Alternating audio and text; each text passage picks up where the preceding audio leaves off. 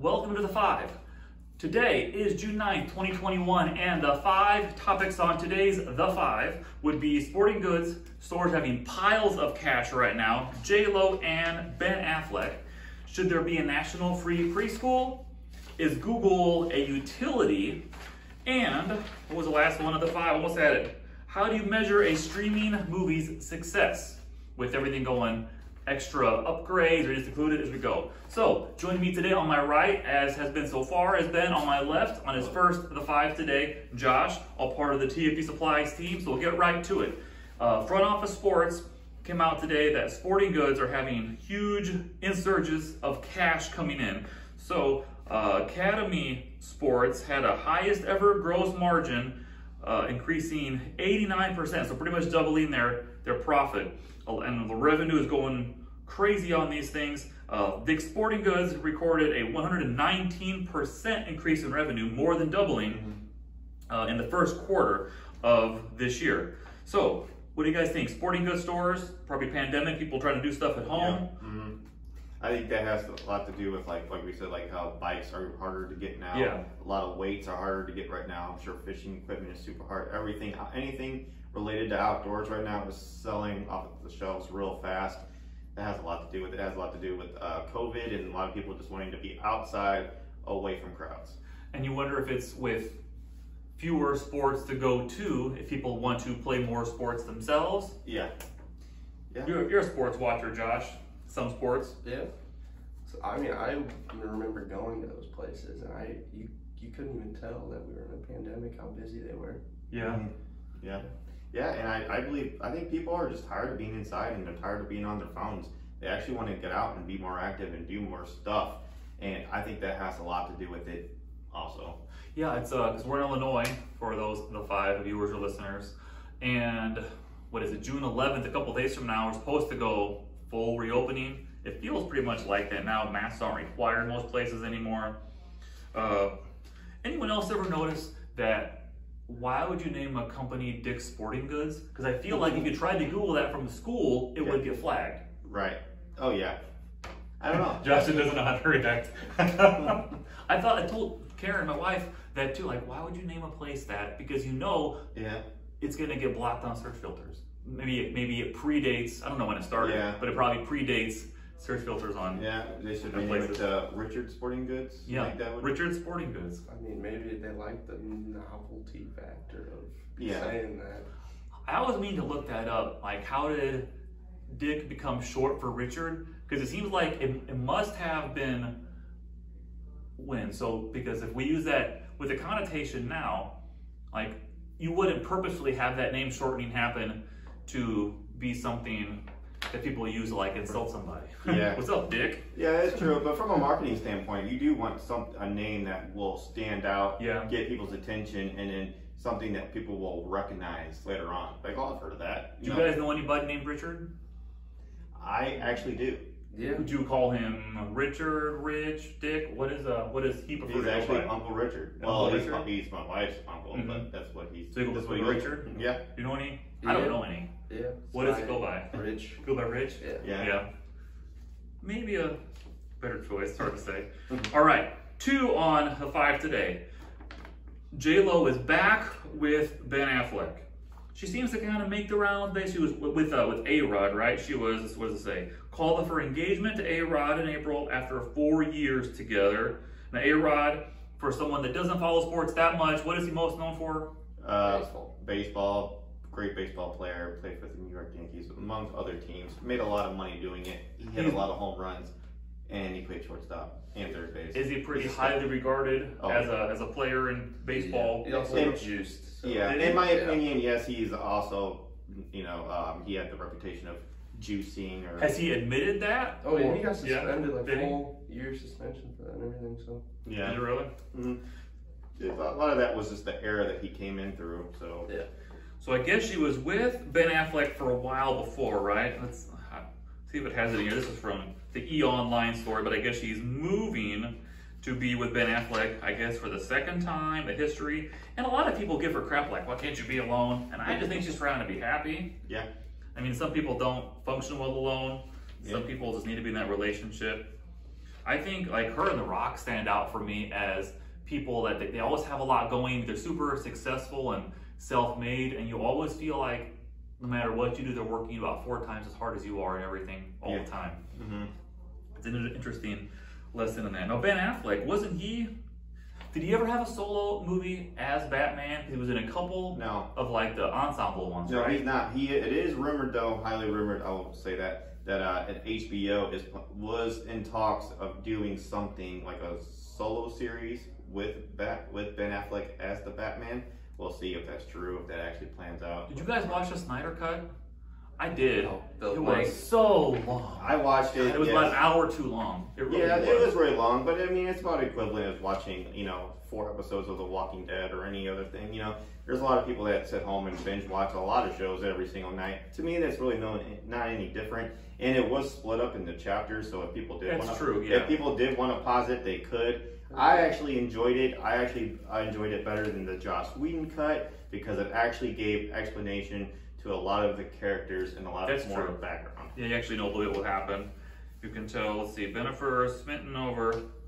Yeah, Ben Affleck. And didn't he was with a different Jennifer, right? Garner for a while, and they ended up splitting up. I guess he likes Jennifer's, and I don't really know. Remember when J-Lo was on Super Bowl? Let's see, that was January 2020, probably February. I don't know what Super Bowls are. Right before the pandemic, and it was always interesting because she was up there with Shakira, and I was like, she was 50 and Shakira was 40. People were making comparisons to J-Lo being at 50 versus Rue McClanahan on Golden Girls at the same age.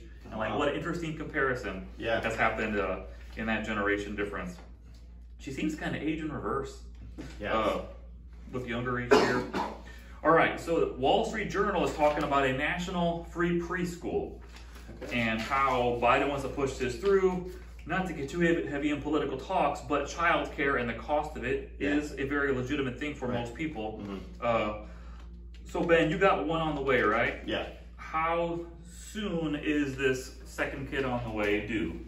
Any day now. Any day, so you get a text honestly, any minute it could happen. But as far as like national free preschool, I actually see both sides of it. I mean, daycare is absolutely crazy. It's about the same price as a mortgage for a lot of families, but also at the same time, you want to pay these people that are taking care of your kids, and you don't want just anybody watching your kids either. So how do we pay for it? Where it's not, you might not want the absolute cheapest solution when it's someone watching your kid. Like when they overpay good babysitters, I would say overpay good babysitters. Yeah. Josh, do you have any kids? No. You ever want kids? Probably not. Probably. Is it a probably not, or is it a not? It is a 98%. 98%. All right. Any particular reason? Selfish reasons. Selfish reasons? Yeah. Like your life the way it is? Yep. I get that.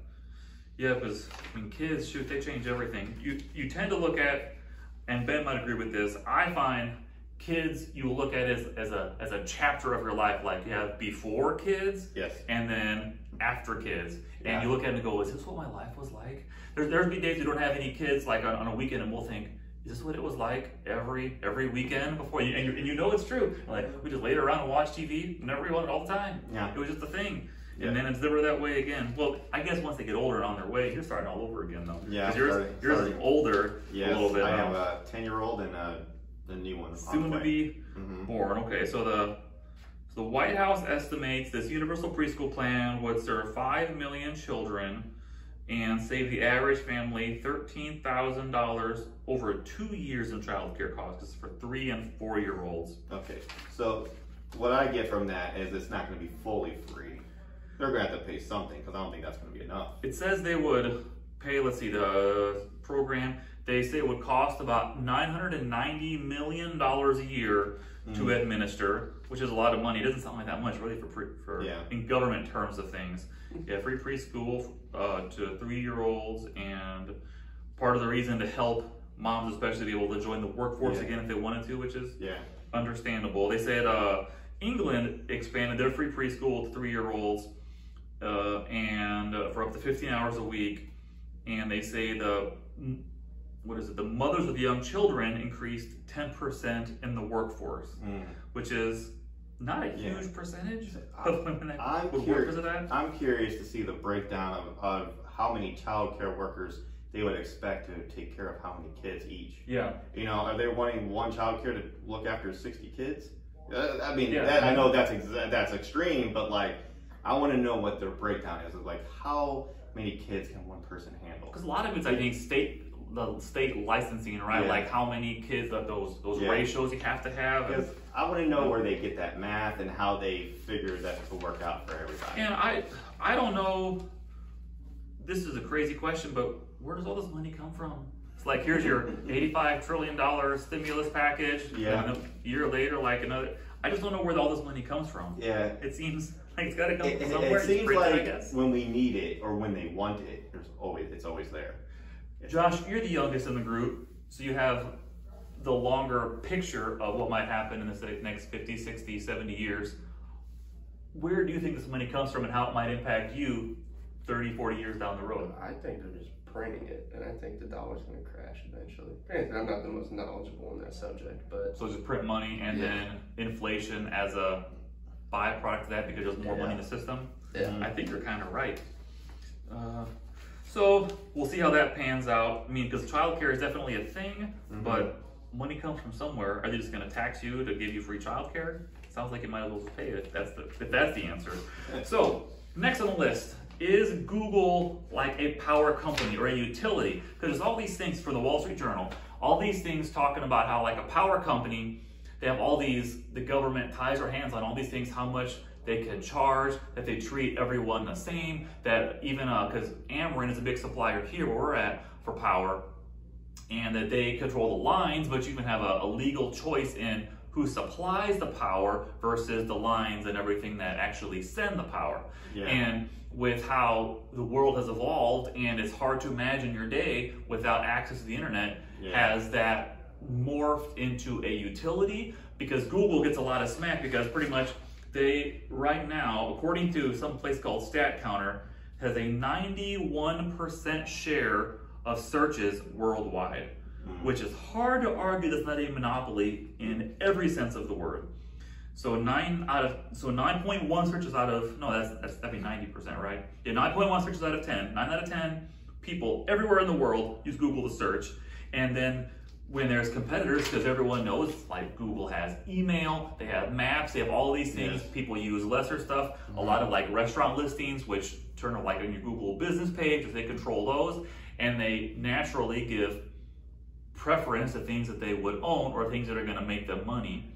Because why wouldn't you if you were in their shoes? But you can't really say that's not going to lead to some kind of corruption along the way and make it harder for actual competition. What do you guys think? I mean, yeah, well, at first I was on the side of like, well, you can't fault one person for just being better, or one company for just simply being better than everybody else. But if they're constantly buying out or trying to sabotage any kind of competition because they're so big, I can kind of see that being a monopoly situation. But I don't know what you do. Suppression, like, so if you think about as another like real life example, someone searches for free email account on Google. Do you think it's going to be a Gmail result first or a Hotmail account first? Yeah. Which one? Duh, right? Or Maps. You know, let's show Apple Maps stuff for a link for that. Let's not show the Google Maps on a Google search. So of course they're going to do it, and they're saying that there's all these antitrust cases.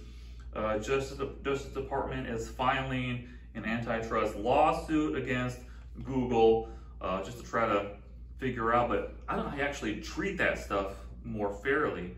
It sounds like a nightmare of almost impossibility to even try to enforce that. Yeah. Josh, use Google? Every day. Every day? What different services of theirs would you say you use on a regular basis? Because they got a bunch. Gmail. Gmail, so email? Just the search engine. Search. Maps. Maps. And then for work, I use like Sheets. Yeah, Google Sheets.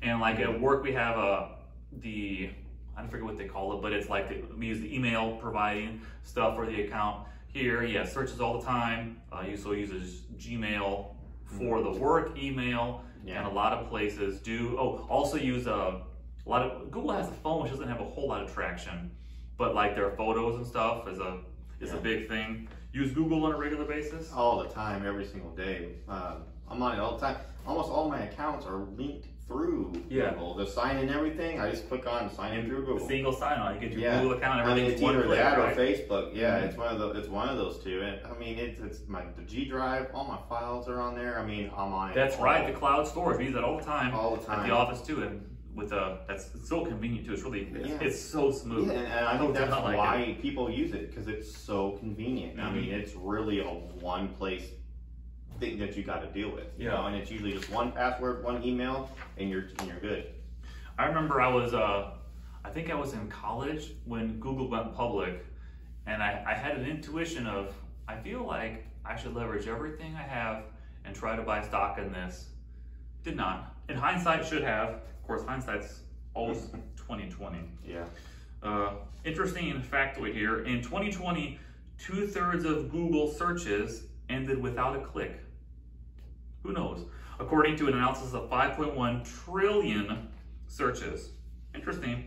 Yeah, and people, the legal scholars here that they quoted for the article are saying, how would it be possible to regulate a company while protecting it from the competition and the competition from it? Seems like nearly impossible. Yeah. But we'll see what happens. Because how do you regulate that? I don't know. But the without a click thing, that actually makes sense, because there's a lot of things I Google that the answer is right there in the paragraph underneath the link. I don't even need to click on it. It's like right there. It's who's this, what's this, what happened here, and you just click and a lot of times you're just looking up for the definition of things. Yeah. So if the definition is right there, you don't even have to click on it.